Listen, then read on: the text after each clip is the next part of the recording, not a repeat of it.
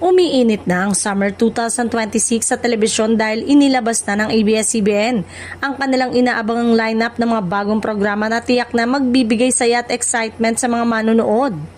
Mula primetime hanggang weekend viewing, handog ng Kapamilya Network ang sari-saring palabas na swak sa panlasa ng iba't ibang audience. Sa ilalim ng primetime bida, tampok ang dalawang proyektong siguradong aabangan ng marami. Una na rito ang Sigabo na kasalukuyang pinag-uusapan online sa mga usap-usapan pagbabago sa cast ng direksyon ng proyekto. Dahil dito, lalong tumataas ang curiosity ng publiko kung ano ang aasahan sa naturang serye. Hindi rin pauhuli ang weekend programming sa ilalim ng weekend.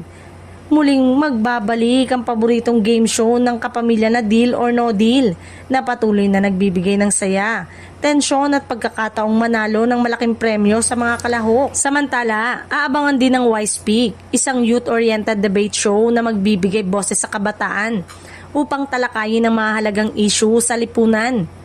Layunin ng bagong lineup na ito na patatagin pa ang koneksyon ng ABS-CBN sa kanilang audience, lalo na ngayong patuloy ang pagbabago sa landscape ng entertainment sa bansa.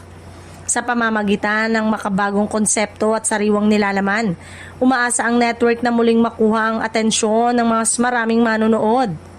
Nangako ang summer 2026 lineup ng Kapamilya Network ng mas pinaigting na entertainment experience, mapa-aksyon, drama, game show o diskurso ng kabataan.